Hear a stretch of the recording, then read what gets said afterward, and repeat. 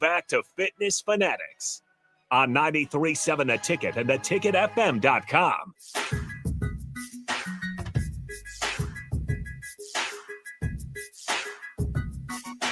All right, welcome back into the Fitness Fanatics. So we got all of our sports talk out of the way. Did we? We'll see.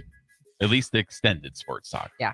There may be some references in there Time to along the way. focus. I'll try to refrain. It's time to lock in. All right, we're locked in. We do have some fitness talk to talk to you guys about today. So as you know, the last 8 weeks, we've been going through our 10-week challenge weekly themes with our listeners. And this week we have a great weekly theme that we're going to cover here in hour 2 called respect.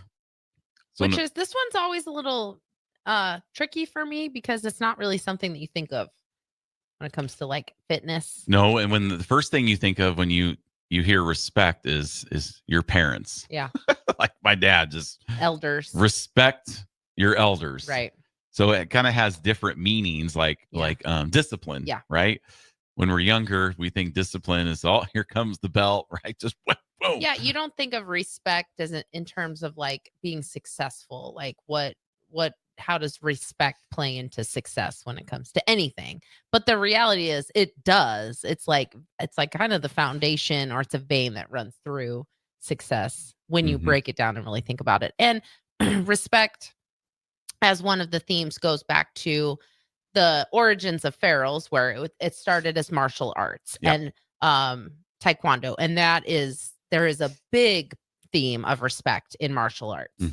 So that's really why it's included, but it is an important, it's an important topic. And maybe that's the thing that can flip the switch for people sometimes, where you're like, okay, I'm not thinking of it, I'm thinking of it in terms of my success and the respect that I have for myself, for other people, for the instructors, for the program, or for what you're doing. And maybe that's the thing that helps you lock in, as we say. As the kids say nowadays. We never used to say that. But no. As the kids say. Yeah. So, I mean, we're going to break down the different types of respect. Respect for the process, respect for others on their journey, and most importantly, self-respect, respect for yourself. Just a good example would be Mark Onweiler, right? Yep. Just believing that he deserved what he was transforming into. Yeah. I think when we did our episode on commitment and we were reading quotes and rereading quotes. Yeah. Right after rereading quotes. Yep. Yeah. That was a big quote. It needed to be said twice. Right. I mean, it's a huge quote. There was a point where I was like, sometimes I'm looking at motivational quotes and like, man, some of them can hurt your feelings, And I feel like thinking about your success in terms of respect can kind of hurt your feelings too, because it does kind of go into your character and stuff like that. So it's like, it could have the potential to kind of like have that look in the mirror moment of like, just respect in terms of your fitness. Nobody wants to look in the mirror. I know. It's uncomfortable. Because ultimately, the one person that is responsible for their health and what they eat and how they move their body, going on walks, working out at a gym somewhere, taking their health seriously is you.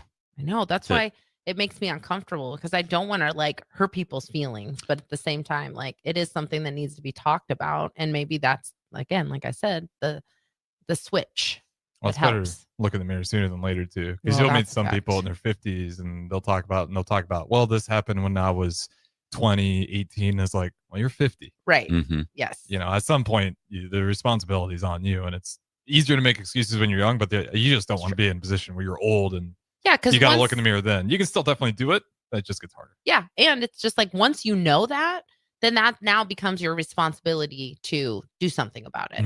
So it's not like it's an epiphany. If that's something that, if had something happen to you 25, 30 years ago, which most of us have, right? Exactly. Anything, an injury or trauma or abuse or whatever, like you can't just say that for the next 30 years. At some point, when you realize that and you realize how it's affecting your progress or your lack of success, yeah, there's that moment where you have to take personal responsibility.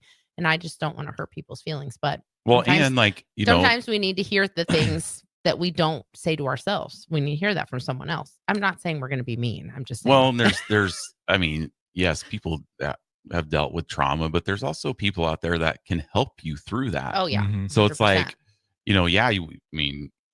you might have an eating disorder, but once you realize that, there are people out there to help you get through that. So just blaming, it's like me just blaming the reason I don't eat, I was trying to think of, that's not really a crust. good, Crust. like I don't eat pizza crust because when I was younger, my brothers just ate the pizza and threw the crust at me and said, "Here, this is all you get." I mean, that is an example, but it's not something that's like holding you back from success in your life. Or the one where I just don't like to eat vegetables because one Christmas morning there was some vegetables in my stocking and it traumatized me for the rest of my life. I think that was just a joke. Well, it was traumatizing. Easter, I think I told you I got the pink egg. I was a little kid, devastated, bawling like a little kid because I was like, my parents think I'm a girl. This is the worst day of my life.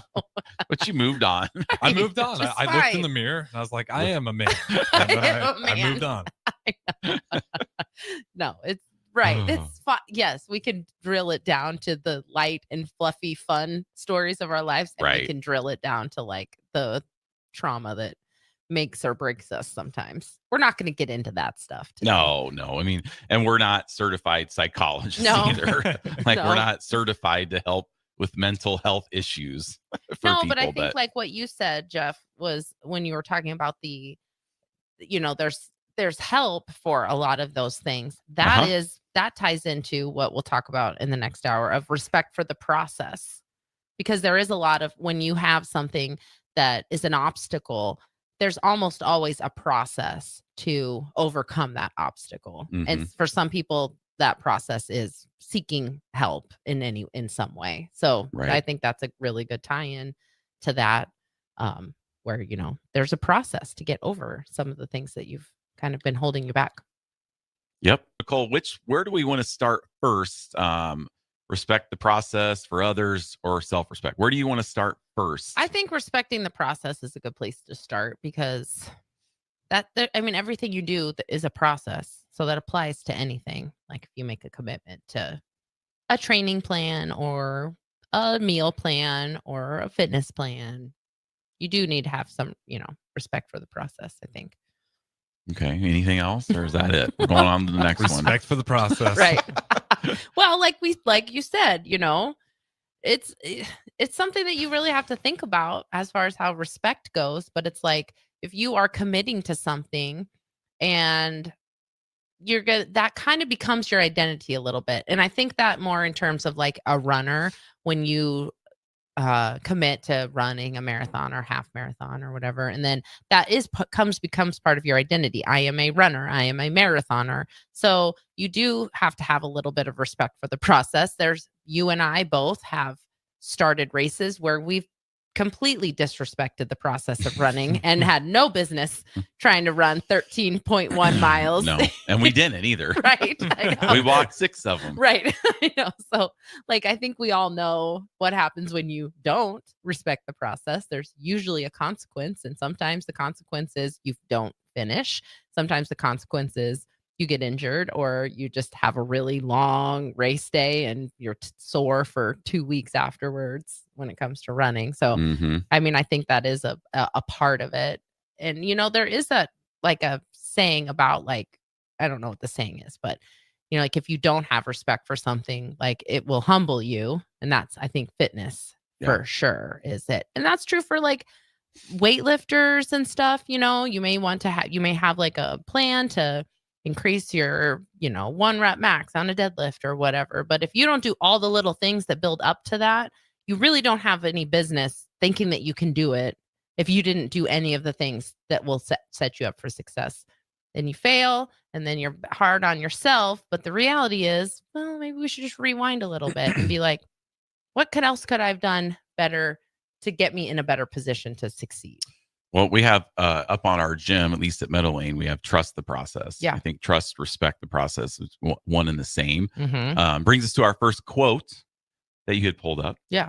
All right. So we're going to read this quote and then we're going to go into this a little bit. This is kind of it's very, very good. So fitness is like planting a tree. I think, okay, so tree is true, but I've seen a metaphor where it's like planting a Okay. garden, which Fitness I kind of like planting- better. Okay. So fitness is like planting a garden. Mhm. You don't dig up the soil every day to check if the seeds are growing. You water, you weed, you give it sun. Respect means trusting the process and letting growth happen in its own time.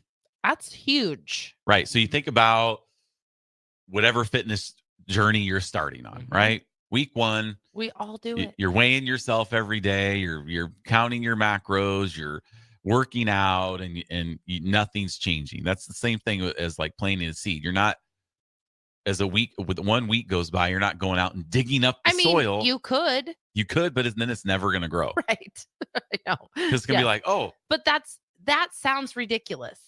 But we do that all the time when it comes to ourselves. Just not trusting the process, doubting that it's working. Like, especially when you're doing something like you're leaning in on an expert, like you're doing ferals or you're doing a running plan and you have a plan that you've researched mhm. and you've been like, okay, this plan, like Hal Higdon, for example, is one we Yeah. used a lot. Yep. You Google a plan, this gives you a plan, and then you don't follow the plan. Like, then why did you start? Yes, Like- you pull up the Hal Higdon, or even like the Havesy, they'll have training Yeah. plans and stuff. So, Yep. you pull up the Hal Higdon half marathon and it tells you have to run 4 days a week. And then we're in our expert running knowledge, we'll say, nah, I only need to do 3 times. Right. Yeah. And I'll do this instead. hmm That's what we do. I know. And then you do that, and then your recovery is not the greatest, and then you're questioning if you can do it, or you're questioning if it's the right thing, and then either you dig up the seed, it start over, or you just stick with the process. Trust the process. Especially if you know it's a process that works, like our Yeah. program. We've been in business for 22 years. We've been in Lincoln for over 15. In fact, this upcoming 10-week challenge, which starts October 11th, so we're almost just a little over a month away. This will be our 50th 10-week challenge that Nicole and I have done as owners. Yep. over 12 years. Mhm. 50th 10-week challenge. So just a little, sneak peek to celebrate our 50th 10-week challenge. We're going to be offering you guys a nice big 50% discount on the fall 10-week challenge. Usually we always do Look at stuff that for like segue. We didn't even plan that. no, usually we do something for like, Black Friday and stuff. Like, let's get ready for January. But Mhm. how about this year we do something different? How about we don't wait for January to Yeah. get started? Right. Like, let's not throw in the towel on 2025 because So it's, many people do it's that. September. Like, Yeah. and I got Halloween and football season and Thanksgiving and Christmas and New Mhm. Year. There's just so many things going on that I can't possibly see any progress in my life. Right. So we just mail it in. I was gonna say season's over. That's what I'll be texting Harrison on Monday night about 10:30. Season's over. Not 10:30. It won't even be 10:30. Maybe about 8:30. Yeah, it'll be like first failed drive. That's how it goes in our house. Season's It over. happened last year, and I tried to calm them down, and I was right. I'll can't- never forget the Commanders game. I walked him off the cliff just for him to get thrown over it. Yeah, in the most don't do horrific that. way. You just have to play it long. Just I ride was the wave. right though. I told him, I was like, Jeff, our defense will get a stop. The Bears will get another chance to drive the ball. And Caleb Williams has looked great. And then we get a stop. We drive the ball down the field, but Hail Mary wasn't in the cards for me. I didn't tell you that Rookie, part. you're a rookie. Yeah, I should have known better, I guess. We were just talking yesterday about how just that whole weekend, it was Ben's birthday weekend, and why we're even sports fans, because we had the Ohio State game for us, and then Yeah. the Washington game for the Bears, and then the Ravens lost to the Browns inexplicably. It was just that whole weekend, and they were talking about the attitude in the room. And I remember telling Katie after we scored that touchdown, I was like, all right, it's time to come out and have our celebratory birthday cake to celebrate the Bears win and Ben's birthday. And then she walks out, they throw the pass, and then it was just dead silence. She was literally still walking down the hallway when the pass was thrown. Like It's just she hadn't even made it into the living room yet, and it was waiting wrong. for my reaction. It was bad. It's just Silence. Anyway, Anyway, back on track. Anyway, so yeah, so our next 10-week challenge starts October 11th, 50% off the 10 weeks for, I mean, really anybody. So it could be your first time doing ferals, your 10th time doing ferals, doesn't really matter. We want to have as many people as possible get through our program. And, honestly, Jeff just wants as many people as possible that he can talk to about football every single week. So that's an extra perk. You yeah, come that's in, fine, you guys. you If get you're, to talk football with Jeff, but only a week at a time because we switch off gyms each week. So, but I'm there. We text. I have some members that I text back and forth. Mhm. So, okay. So we're on respecting and trusting the process. Yep. No, I think that's good. I think that's the good respecting the process. I think that would think about it like a garden. Okay, so the next one we want to go to is respect for others. So we'll talk about that for the rest of this segment before we get into Self-respect. the look in the mirror. Oof. Respect. Okay, Gut punch. so respect for others. So we have another quote we want to read and then kind of dissect. Think of the gym. Oh, wait, no, that's not what I wanted to read. Yeah. Very, very wise. Think of the gym as a highway. Okay. Everyone's driving their own car, Mm-hmm. heading in the same general direction. Yep. Which is funny because we just talked about this last week on the way home from the studio because traffic was crazy because of the volleyball game. And sometimes I'll have these moments when I'm driving and I'll just be like, it is wild that we put so much trust in all these strangers. everybody. Right? Oh, you look at some of those other countries and their traffic. Yes.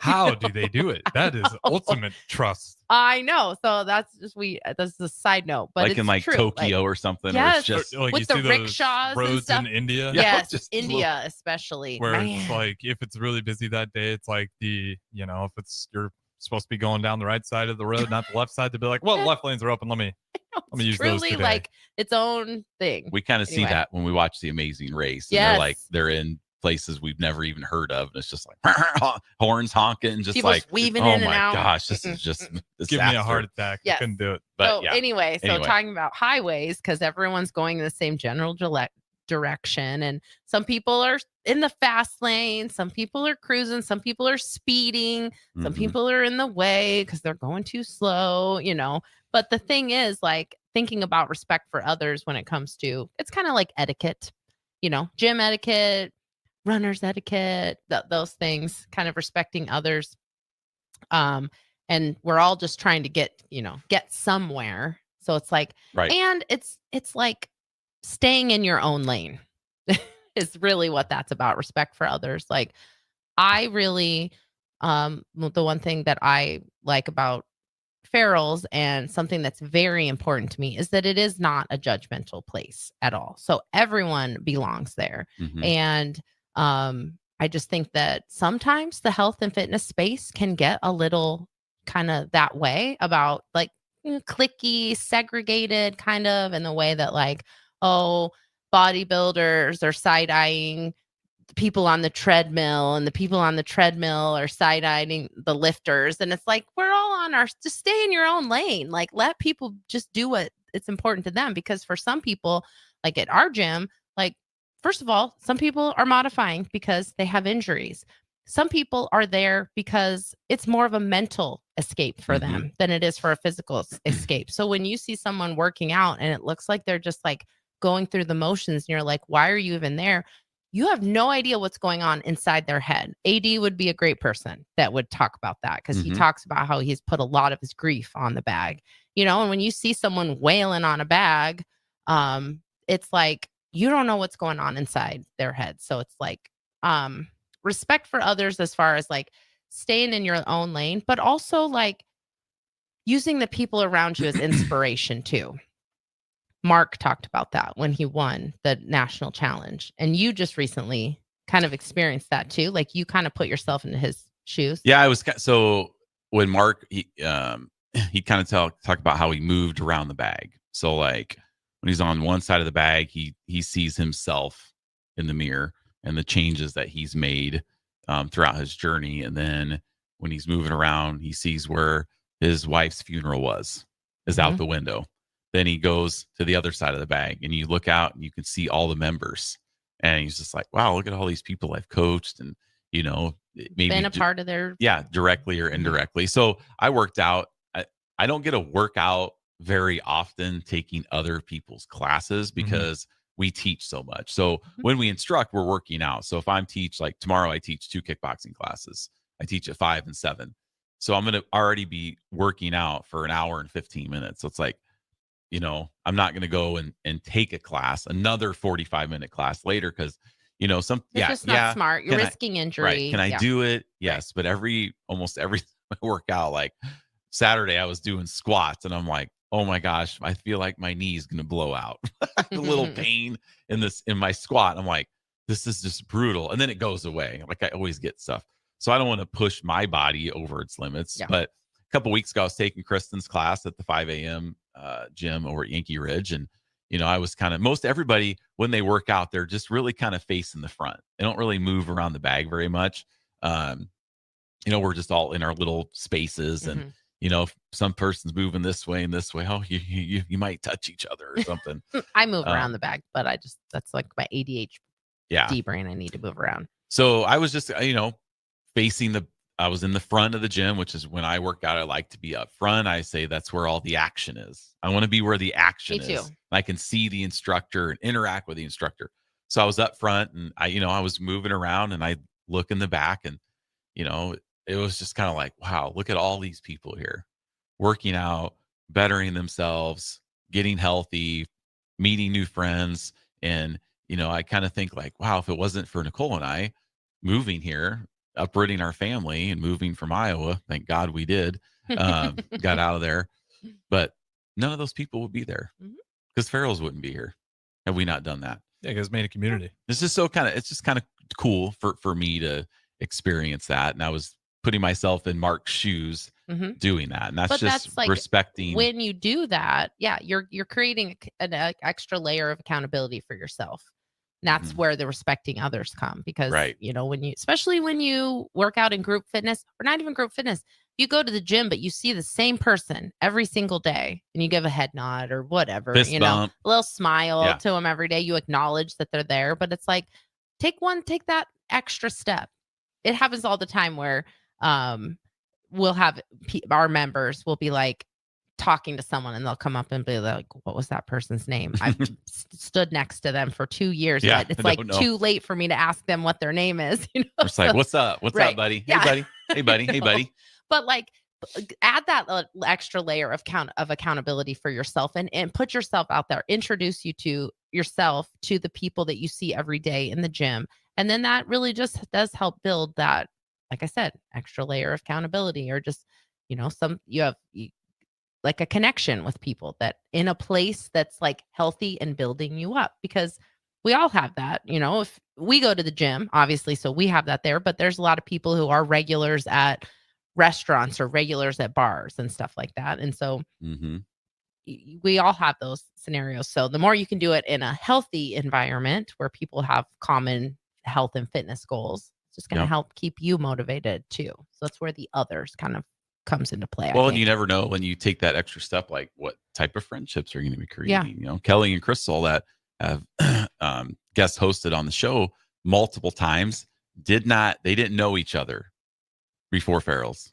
Now they're best friends. They go on vacations together. Yeah. And that's an organic process. We're not like telling people to just, you know, go get icebreakers, everybody. Right. Yeah. We're not going to be like, okay, everybody tell one unique thing about yourself. Well, maybe we should. No, nobody likes that. Some of the teams have done that. Like I've done that with my team. I know. Teams have done that. But I'm just saying, like, don't be weird about it. But at the same time, it helps. Like, hey, bring your own built-in person. You see my web toes? Look at that. Or hairy toenails. Yeah. Yes. So I don't know if I want to know this. No, it's just funny. So we do our adaptive program on Saturdays for adults and kids with disabilities. And we just sometimes when we're stretching or whatever, we'll have just real off the cuff conversations. Yeah. And Jamie, one of our boxers, his socks were inside out. And so I'm like, Jamie, your socks are inside out. And he was like, well, don't look at my hairy toenails. And I was like, toenails. Oh, okay. He meant toes, but then it was funny and it just evolved into went off the rails. Yeah. I mean, you can imagine. Right? Oh, it was funny though. We were laughing but then you build those little things. I could talk to Jamie about hairy toenails next week and we'll just laugh about it again. So you know how that goes. That's the beauty of the community. I mean, most people make progress through communities. Like you even see that what's the quote? Takes a village to raise a kid. Yeah. I mean, it still applies the older you get. You're just going to, most people, I shouldn't say everybody, but if you got a community around you of people that actually care, like you're probably going to push yourself more. And even if you're not the person that needs that, there's probably someone in that space that would benefit from you being that person for them too. So it's not like you have to be like whatever, that's what's from the Wedding Crashers, the Stage 5 Clinger or whatever that movie is. You don't have to be that. I'm not saying like go up and introduce yourself to every single person in the gym, but like if you have that organic like acquaintanceship with someone, put yourself out there a little bit. Even if it's not something that you need, they might need that. Like your consistency could be inspiring to them. Just in this last segment, we hit on respecting the process, respect for others. Now we're going to talk about a little self-respect. So we got a quote we're going to start with, and then we'll get into that. So imagine your body as a teammate. If you constantly criticize a teammate, ignore their signals, or push them past exhaustion, that relationship will break down. Self-respect is treating your body like a partner you rely on, not an enemy you're trying to conquer. That's huge. That's good. I just gotta let that sink in for a second because it's so true. It's like the meme that says like, if hating your body worked, it would have worked by now. Because we are so hard on ourselves. And that is, it's not even about self-respect. It's about stopping the disrespect that we do to ourselves. Bullying. Yes. I see it all the time when we take our 10-week pictures. Man, people are so hard on themselves. And there's people, it's heartbreaking. And there's people that come in and their before picture is like what I would like to look like. Right? It's like, because we all have different body types. Like, wow. Yeah. This guy has some abs on him. Yeah. That'd be nice if I look like that. Just naturally lean. Right. Or they want to get stronger, or they're trying to gain weight, or, we all have different body shapes, and that's okay. But man, sometimes, and that was one that kind of shaped one of my whys, because we've been doing this for a long time. And one of the things we talk about is finding your why, or strong reasons, weekend excuses. But over the years, your why will change. You go through different seasons of your life. And for me, I started Farrell's as a way to kind of, for myself, to get out of the house and see friends again and get active, because I was a stay-at-home mom. Told the story many times. But then as the kids got older, because Ben was 5 months old when I started Farrell's, Katie had turned three. So it really was about me. But then as the kids got older, especially Katie, like, man, really putting perspective of talking to myself and the things that my self-talk shaping that into, I should never say anything to myself that I wouldn't say to her. Right. To my daughter. Right. Like there's things that, and I've never really been a super like self-deprecating person, but because I tend to try to spin things positively. Just when you talk about being short. I know. Well, there's nothing I can do about that. It's not my fault. My mom, made bad choices when she was pregnant with me. I know. I am short, but there's nothing I can do about that. I can't go back in time and change that. I know. But no, so that was a big one for me. So I do think that maybe shifting from self-respect to disrespect, and how you can kind of reframe your thoughts about yourself, and think about, like, that's a perfect example. Imagine your body as your teammate, and you wouldn't say the things, if there's things that you say to yourself that you wouldn't say to your worst enemy, let alone the person you love the most.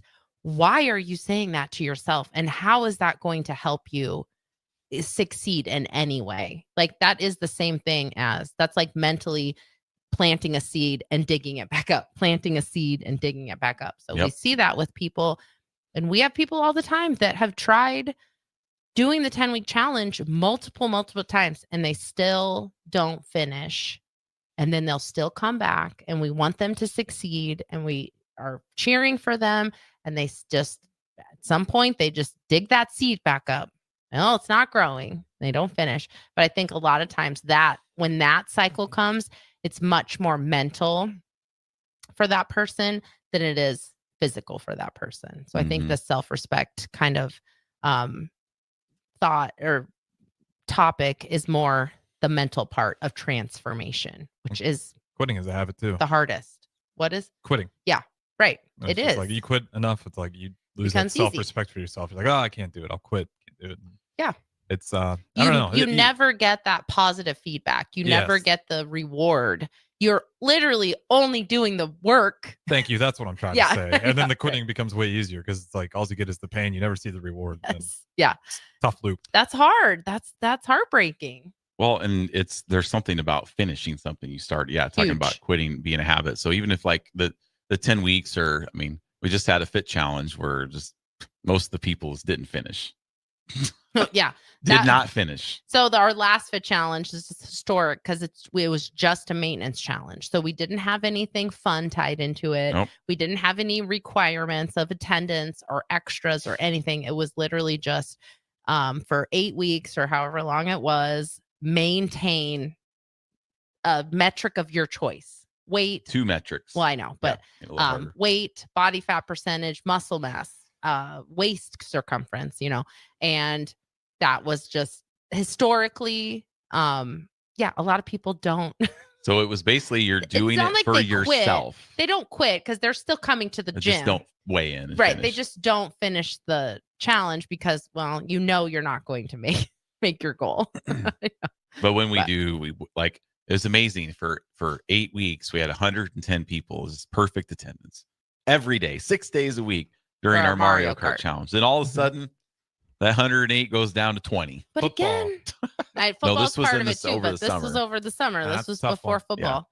But that's where self-respect comes in too. Like, and integrity, where it's like doing the right thing when nobody's watching, or sticking with your health and fitness goals when you don't have a challenge going on. Mhm. I know that kind of hurts feelings a little bit, probably for our fit members, because it's like, what's the point of doing all this stuff if you're just going to go right back to your bad habits again? And like, Right. you're digging a hole, and then you have to dig yourself back out, and then you got to do it again. So I think sometimes finding balance is important.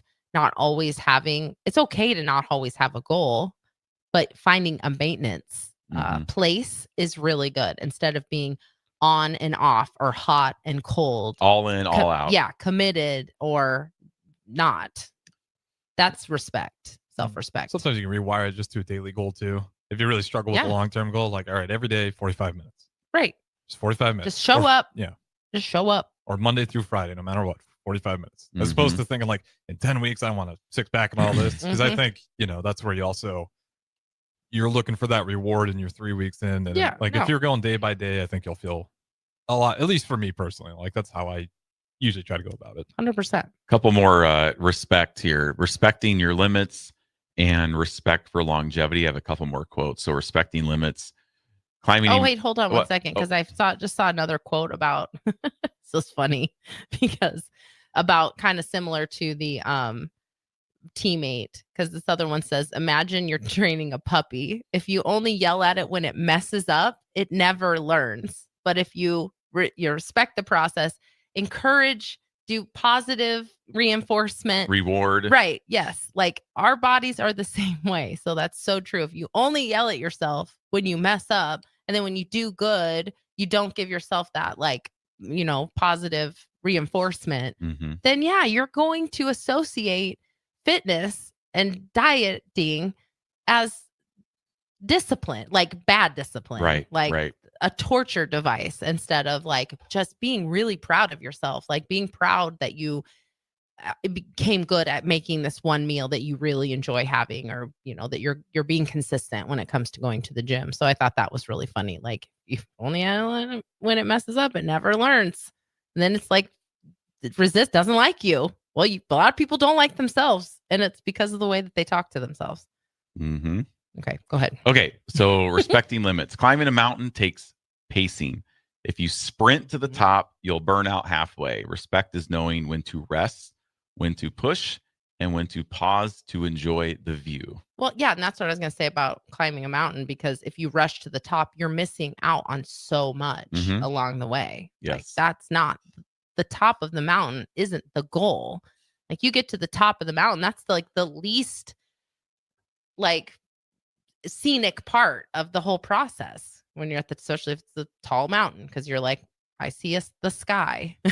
And you get to reflect on what you've done. But if you take your time to get there, you enjoy the process along the way, and you get to see. It's like us going up the Manitou incline. We took our time, we sat, we had a little snack, we looked at the view. We know we didn't just go run up and try and get it done as fast as we can. I just saw a post, because I think I'm still on like a Harrison, you're going to probably make fun of me because my kids make fun of me about Facebook groups, and the Facebook groups that I'm in. I know. I know. So see, self-awareness. I know. I didn't say anything. You made a look. I know what your look said.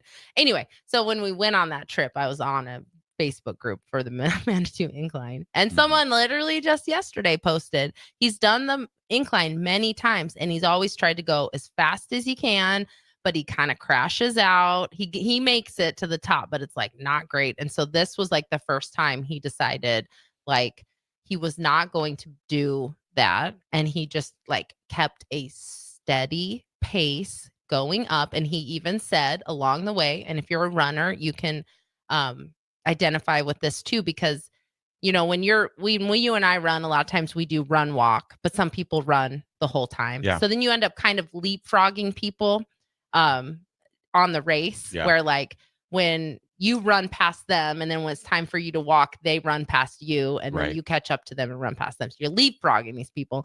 And he even talked about how he was kind of leapfrogging with other people who were kind of all going to go real fast, and then had to stop and catch their breath. And he was just like really surprised that it really pacing himself, focusing on his breathing, slow and steady.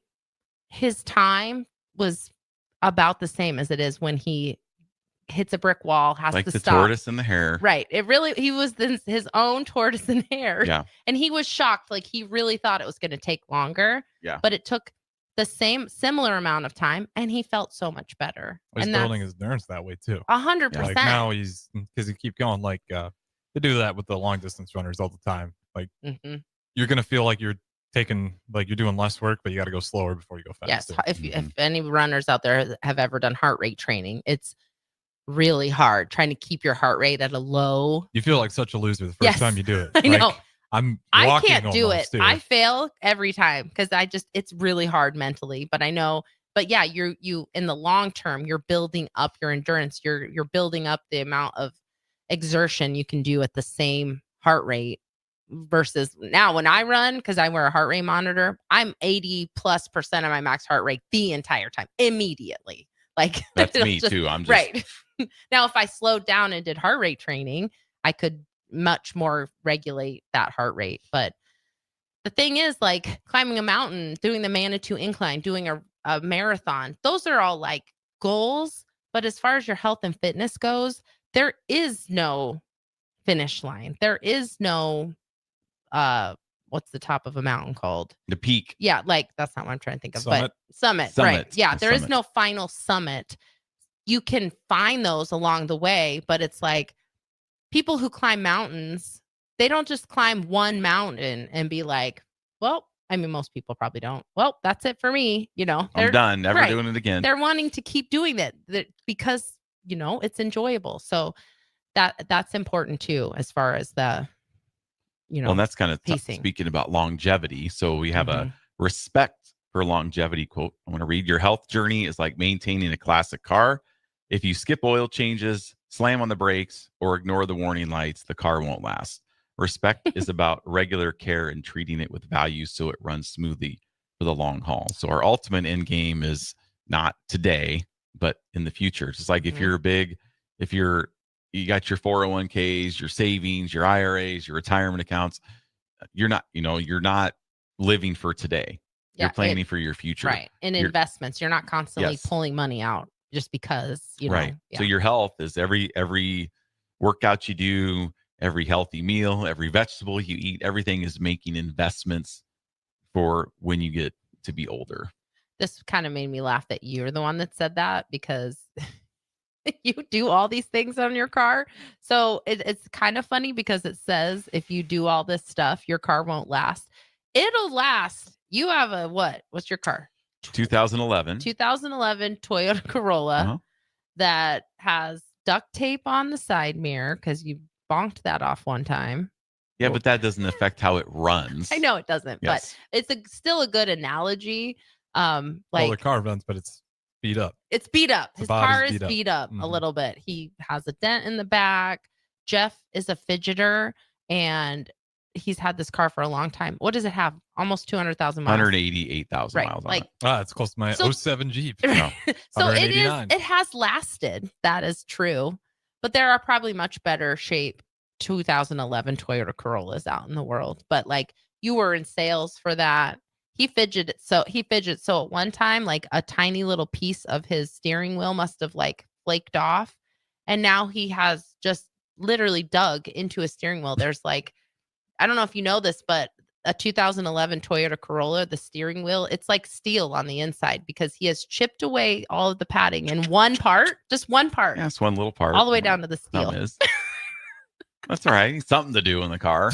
Yeah. But There you you know, a better example But would we're be not car people. We're not. We're Right. just like we're not gardening people. So a better kind of example of taking care of your car is my car would shake when I was braking, like like the steering wheel, the Uneven brake seats. pads or- I needed new rotors. Mm. So you ignored it for a long time. yeah, I'm just like, well, it's fine. Yeah. But then I thought, well, I didn't want, maybe this would lead, and I don't know anything about cars. Maybe this would lead to something worse. So it's like, think about if you're, in your body, if you have something wrong, you're going to go, if you just ignore it, it's probably not going to get better. And guys If- are really bad at that. Yeah, Well, if- not just guys, girls too. But If I just ignored, like, just say, I'm never going to get this fixed. You just drive it until it's Until- just Yeah. So they Stops just working. fall on the ground. or whatever rotors do. Yeah. Whatever rotors do. But I went and got my rotors replaced, and I drive out of the car place, and I brake for the first time, and I'm like, this is incredible. It's like magic. Just as smooth as can be. Well, No shake. It's good just mindset too, though, because It is. we'll get used to just crap we shouldn't put And up I was with. used to it. I was Yes. used to the Uh-huh. shaking. Like, this is fine. Like, my brakes fine. Like, my brakes aren't squealing. Like, because I've gotten new Yeah. brakes, and I've had to get, yeah, you've done maintenance I've- on your car. but It's just I've- a little beat up. yes, I'd rather keep doing maintenance on it than have a $400 a month car payment. Mhm. Right. Yeah. But I was just amazed that I got those rotors replaced, and now I'm just like dry, and I'm still to this day when I drive my car, I'm like, this is so weird that the car does not shake when I brake, and I'm just like, I go to step on the brakes, and just, That is a great example Yeah. of longevity, like, having respect for longevity. yeah. So we'll have respect for you will have respect for our cars, hmm Because but not ourselves. My mom, when she was a teenager, she ran the oil right out of her car once. And it doesn't work. Like, you wreck the engine when Yep. that happens. New engine if Yeah. you run the oil out. Yeah. So Your car, you can neglect your car just like you neglect your body, and the outcome is going to be the same eventually. that's what we want not to avoid is to Yes. run our bodies out of oil, because Right. once they're out of oil, we're dead, right? You We know, don't it's do that. more expensive we than a can't mechanic. get a new engine. Hospital. 100%. Right. Stakes are even higher when it comes to your own body. And the Right. thing is, like, your car tells you when things are when you need Check an oil engine. change, your check Mhm. engine light comes on. Our bodies tell us too, and we ignore our bodies just like we ignore. That would be like if that check engine light came on and you just took a piece of electrical tape and just put right over the Now I don't light. see it. Oh, lights off now. I need to work harder because, like, It's off. we can equate the oil to water. Like, I know. just be running around with no oil. Like, I know, Yeah. I I know. burn out Yep. sometimes. It's like, Always dehydrated. Well, and I was also my check engine light came on, and I was like, why is this on? Like, I didn't know. And then I was turning into the parking lot at the gym and felt water drip on my foot. How It long had your freaked check engine light been on? Like, it was on for like a day, then it was off. I was Okay. like, okay, maybe it was just a fluke.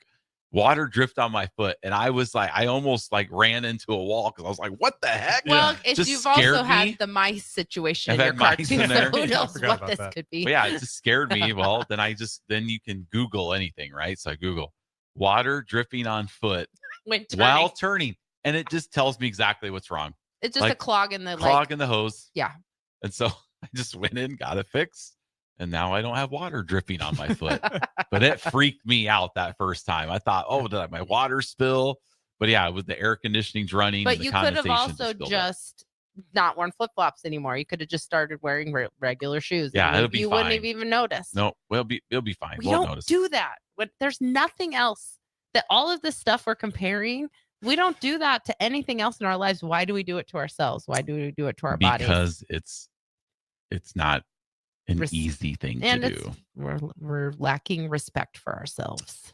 Wow, we got some hard truths today, you guys. I think we talked about some good stuff, though. We're pouring water on the big 68-0 victory last night. It's like, No, I still think it's very positive. I love analogies and metaphors. Yeah, So I it's think good. sometimes when you can kind of reframe it into something else, it does help you have a better, it makes it seem more manageable. Like, yeah, I can treat my body like it's a teammate. I can have the mindset of I'm maintaining my body the way I would maintain my car or maintain a garden or maintain my house. Like, I think it is more encouraging because it makes it feel manageable instead of just constantly berating yourself for not being successful.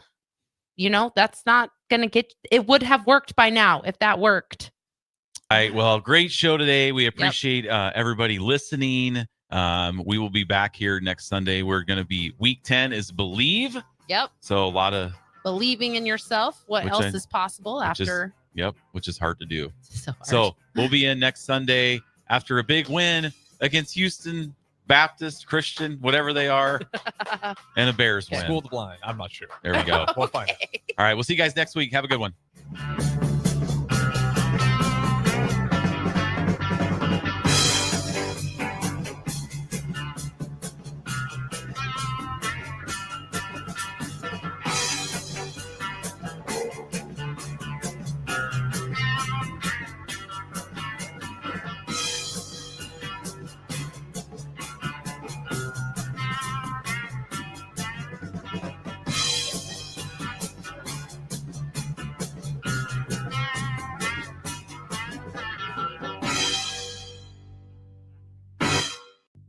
I'm Karen Carr. I've been a realtor for 31 years. When I made a company change 12 years ago, I chose Lincoln First Realty.